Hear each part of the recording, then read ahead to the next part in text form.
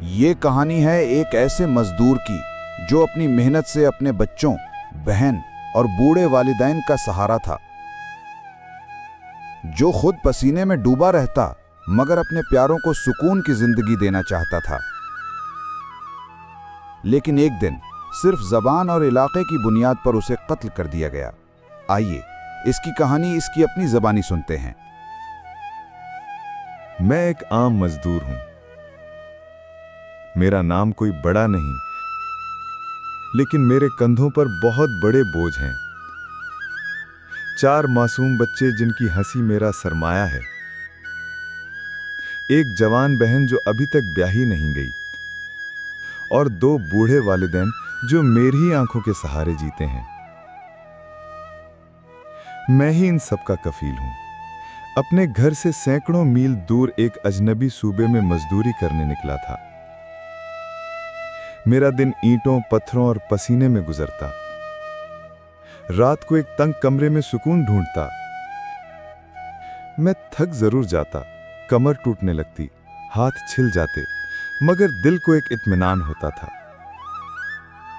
کہ اگر میں مشکل میں ہوں تو کوئی بات نہیں، میرے پیارے عزت سے ہیں۔ اگر میں تھکا ہوا ہوں تو بھی کوئی غم نہیں، میرے اپنے سکون سے ہیں۔ یہی سوچ مجھے پھر سے طاقت دے دیتی تھی۔ لیکن ایک دن مجھے قتل کر دیا گیا۔ کیوں؟ صرف اس لیے کہ میری رنگت تم جیسی نہیں تھی، اس لیے کہ میری زبان تمہاری زبان جیسی نہیں تھی، اس لیے کہ میرا تعلق تمہاری سرزمین سے نہیں تھا۔ کیا یہ میرا قصور ہے؟ کیا یہ میرا جرم ہے؟ اور کیا ہمارے اختیار میں ہے کہ ہم اپنی مرضی کی قوم اور قبیلہ منتخب کریں؟ کیا تم جانتے ہو کہ میرے ایک قتل کے ساتھ صرف میرا خاتمہ نہیں ہوا؟ میری بہن کی امیدیں دفن ہو گئیں، میرے والدین کا سہارا ٹوٹ گیا، میرے بچوں کے سروں سے سایہ اٹھ گیا۔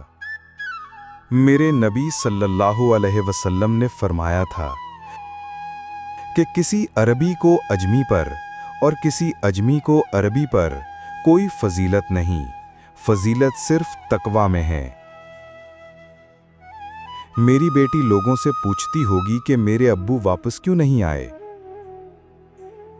میرا بیٹا دوسروں کو دیکھ کر سوچے گا، میرا باپ کیوں نہیں؟ میری ماں کی دعائیں اور میری بہن کی ہنسی اب ہمیشہ کے لیے ادھوری ہو گئی ہیں۔ قرآن کہتا ہے کہ جس نے ایک انسان کو ناحق قتل کیا، گویا اس نے پوری انسانیت کو قتل کیا۔ تو سوچو، تم نے میرا قتل نہیں کیا، تم نے انسانیت کا قتل کیا ہے۔ میں پسینے کو روزی میں بدلنے والا ایک باپ، ایک بیٹا اور اپنے گھرانے کی غیرت اور ایمان کے ساتھ جینے والا سہارا تھا۔ لیکن یاد رکھو، میرا رب دیکھ رہا ہے۔ تمہاری قوم پرستی وقتی ہے، میرا خون ہمیشہ کے لیے گواہی دے گا۔ کیا میں تمہاری محرومی کا قصوروار ہوں؟ کیا میں نے تمہارے وسائل پر قبضہ کیا ہے؟ نہیں، اور یقیناً نہیں۔ اگر میں قصوروار اور غاصب ہوتا تو آج اپنی اور اپنے بچوں کی خوشحال اور پرآسائش زندگی گزار رہا ہوتا، جبکہ میں تو صرف اس جدوجہد میں مصروف تھا کہ اپنے بچوں اور گھر والوں کو 2 وقت کی روٹی دے سکوں تاکہ وہ زندہ رہ سکیں۔ سنو، جنہوں نے تمہارے وسائل پر قبضہ کیا ہے اور تمہیں محروم رکھا ہے، وہ میرے جیسے مزدور نہیں، وہی میرے بھی حالات کے ذمہ دار ہیں۔